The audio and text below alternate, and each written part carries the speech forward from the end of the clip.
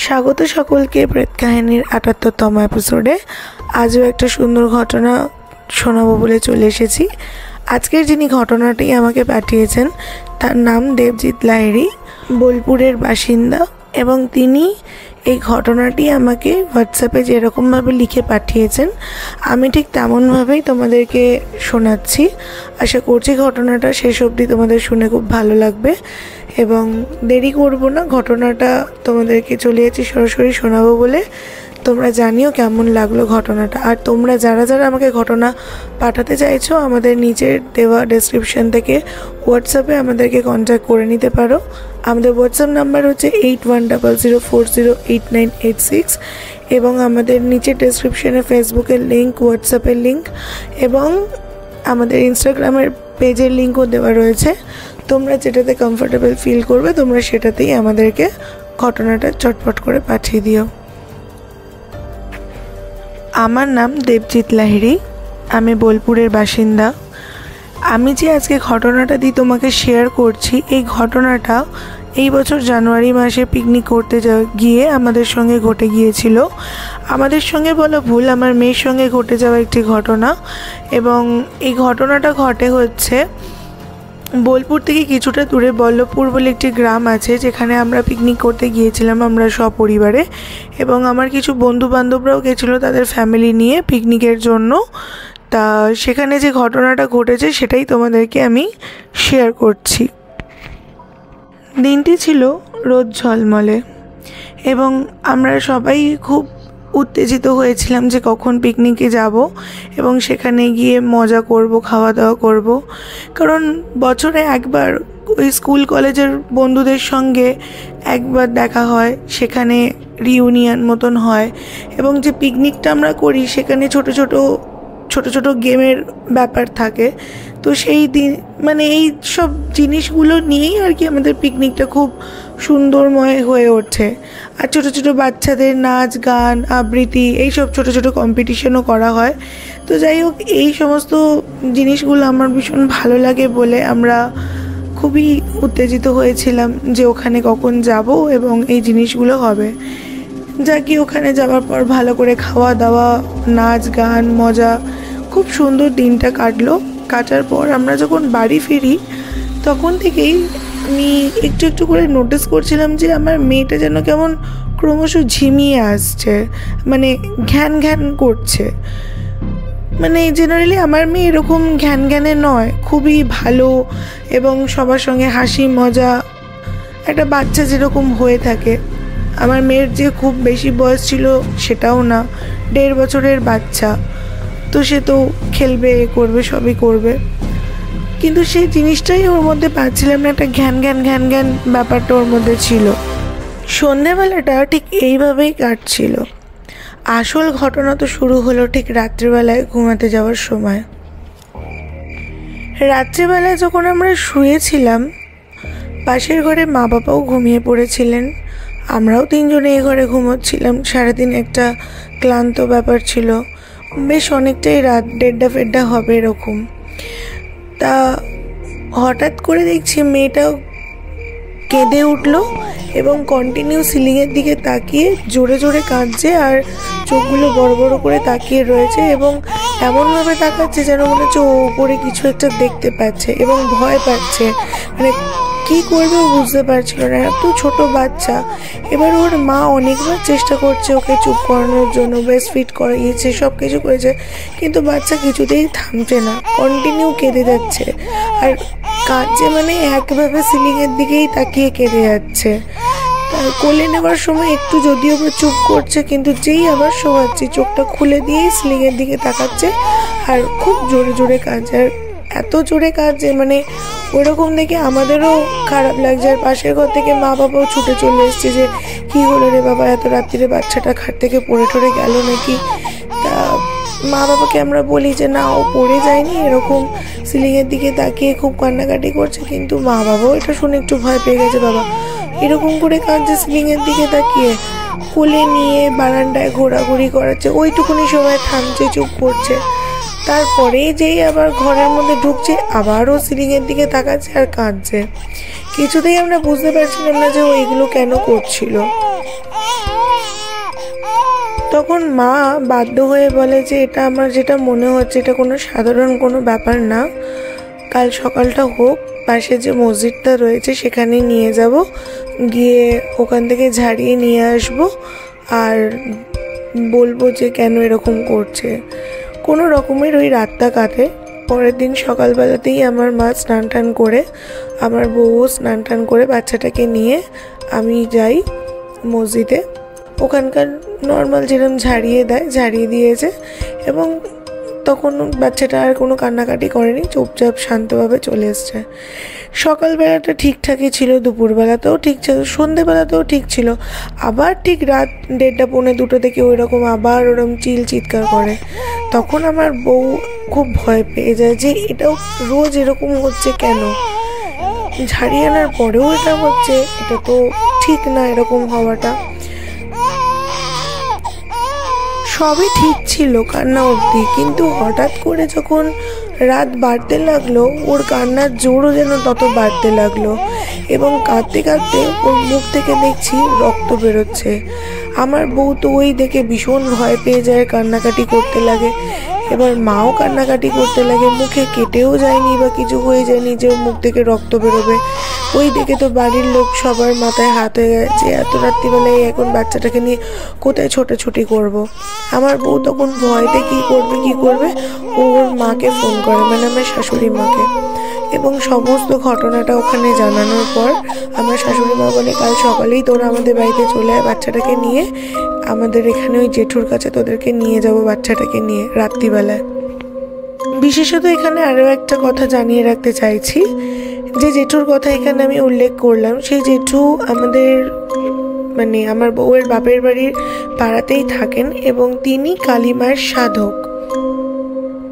আর কি করব, সেই রাত্রিটা তো ওরকম মুখটুক মুছিয়ে দিয়ে ভয়তেই কাটাই সবাই।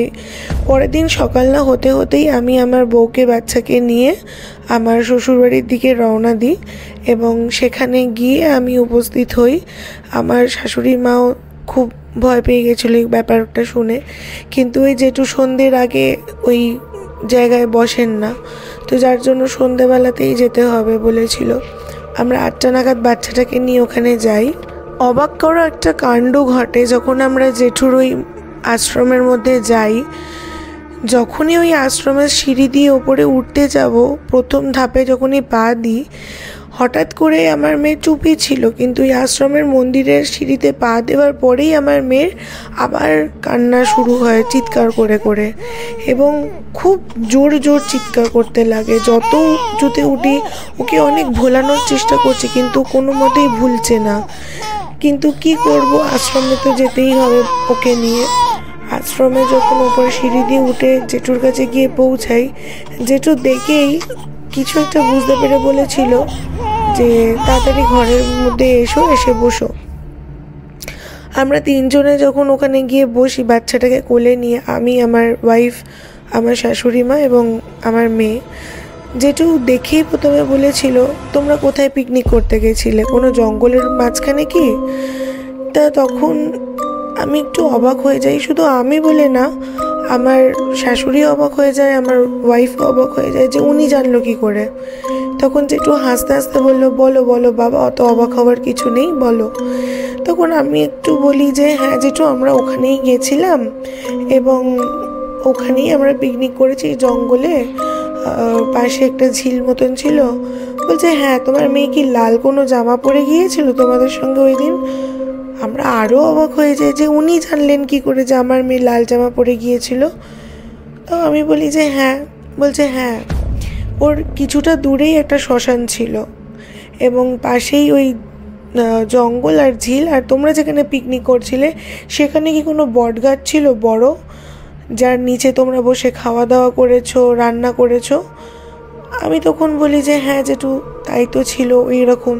বলছে হ্যাঁ, যে বটগাছটার নিচে তোমরা করেছো ওই বটগাছের ওপরেই একটি মেয়ে গলায় দড়ি দিয়ে বহু বছর আগে সুসাইড করেছিল, তারই আত্মা ওই গাছটির মধ্যে রয়েছে এবং সেই কুনজরটা তোমাদের খাওয়ার দিকে তো পড়েছেই এবং তোমার মেয়ের দিকেও পড়েছে, যার ফলে তোমার মেয়ে যে লাল জামাটা পরেছিল সেইটা দেখে ও বেশি আকর্ষিত হয়েছিল।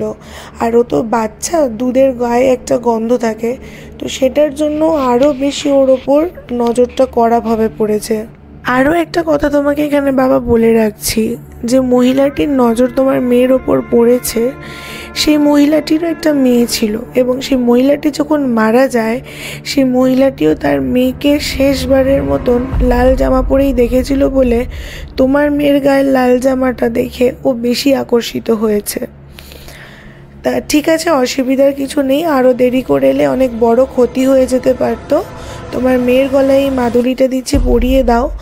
আর এই শালু কাপড়ে মোড়া যে মানে জিনিসগুলো দিয়ে মুড়িয়ে দিচ্ছি, ফুল দুব্বো দিয়ে যেগুলো মুড়িয়ে দিচ্ছি, এগুলো জানলার পাশে ছড়িয়ে দেবে, দরজার পাশে ছড়িয়ে দেবে।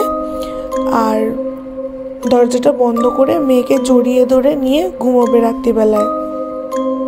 এবং এই কথাটা উনি বলে দিয়েছিল যে বাবা সবই ঠিক আছে, কিন্তু রাত্রিবেলায় 12টার পর থেকে কিন্তু তোমাদের ঘরে দরজা ধাক্কা দেবে, বাইরের হয়তো কেউ বেল টিপবে, জানলার বাইরে দিয়ে অনেক রকম শব্দ আওয়াজ আসবে, কথাবার্তা, কিন্তু কেউ জানলা বা দরজা খুলবে না। তুমি বলে না, তোমার মা বাবাকেও বলে দেবে যেন তেনারাও যেন কোনো জানলা দরজা না খোলে, ঘরের মধ্যে যেন থাকে চুপটি করে, যতই আওয়াজ হোক না কেন। তা আমি বলি যে ঠিক আছে, যেমন যেমন জিনিস দিয়েছিল তেমন তেমন জিনিস নিয়ে আমরা তাই করে দিয়েছিলাম, ছড়িয়ে সমস্ত জিনিস রেখে দিয়েছিলাম। এবং অনেক চেষ্টা করেছিলাম যে মেয়েটাকে জড়িয়ে নিয়েই শুয়ে থাকবো, যতই আওয়াজ হোক না কেন, কিছু খুলবো না, দেখবো না। ঠিক তাই রাত 12টা পেরিয়ে যখন যায় তখনই দেখতে পাই যে জোরে জোরে আমাদের মেন কোলাপসিবল গেটটা যদি কেউ ভেঙে দেয় ওই রকম আওয়াজ হচ্ছে, দরজা ঢোকার আওয়াজ হচ্ছে, জানলা প্রায় ভেঙে দেওয়ার মতন আওয়াজ হচ্ছে, এত জোরে জোরে। সব কটা আওয়াজ 2 থেকে 3 বার হচ্ছে, তার বেশি হচ্ছে না।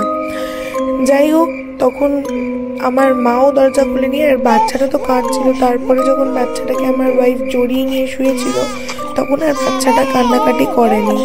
তার কিছুক্ষণ পর যেন সব শান্ত হয়ে যায়, আর কোনো আওয়াজ বা কিছুই আসে না। পরের দিন সকালবেলায় আমি ফোন করেছিলাম জেঠুকে, এবং জেঠুকে সমস্তটা বলি। তখন জেঠু বলে যে যাকগে, আর চিন্তার কোনো কারণ নেই, যে ছিল সে চলে গেছে আর আসবে না, তবে মেয়েটাকে সাবধানে রাখিস। আর উনি এই কথাটাও বলেছিল যে যদি আমরা দরজাটা ওই সময় খুলতাম বা কিছু করতাম, সে হয়তো আমাদের অনেক বড় ক্ষতি করে দিত, এবং তার কার্যসিদ্ধি মিটিয়ে আমার মেয়েটাকে নিয়ে সে চলে যেত। আমরা হয়তো আমার মেয়েটাকে আর ফিরে পেতাম না। যাই হোক, এখন আমার মেয়ে ভালো আছে, সুস্থ আছে, আর খুব দুষ্টুও হয়ে গেছে। এই ছিল আমার ঘটনা দিদিভাই। আরও অনেক ঘটনা আছে, তোমাকে শেয়ার করব। এই ঘটনাটা যদি তোমার ভালো লেগে থাকে, তুমি তোমার মতন করে তোমার শ্রোতা বন্ধুদেরকে শুনিও। আশা করছি তাদের খুব ভালো লাগবে। ধন্যবাদ। ধন্যবাদ দাদা, এত সুন্দর ঘটনা আমাদেরকে তুমি শেয়ার করেছো। প্রেত কাহিনীর তরফ থেকে অনেক অনেক ধন্যবাদ, আমাদের ফুল টিমের তরফ থেকে। এইভাবে আমাদেরকে আরও সাপোর্ট করে যাও, আরও নতুন নতুন ঘটনা পাঠিয়ে যাও। তোমাদের জন্যই আজকে আমরা কিন্তু 930 সাবস্ক্রাইবারে এসে দাঁড়িয়েছি। আরও যাতে আমাদের ফ্যামিলি বড় হতে পারে, আরও যাতে আমরা নতুন নতুন ঘটনা পেতে পারি, এই জন্যই আমরা অপেক্ষা করে থাকি। আর প্রতিবারের মতন বলবো শেষ করার আগে, প্রেত কাহিনী কিন্তু কোনো কালো জাদু এবং কুসংস্কারকে প্রমোট করে না, করবেও না, আর কোনো জাতি নিয়ে ভেদাভেদও করে না। এরম আরও নতুন নতুন ঘটনা আমরা পেতে চাই প্রেত কাহিনীতে। তোমরা যারা এখন আমাদেরকে ঘটনা পাঠাওনি, চটপট করে আমাদেরকে ঘটনা পাঠিয়ে ফেলো, আমরা তোমাদের অপেক্ষায় কিন্তু রয়েছি। ধন্যবাদ। সামনের উইকে আরও নতুন একটি ঘটনা আসতে চলেছে, অপেক্ষায় থেকো কিন্তু।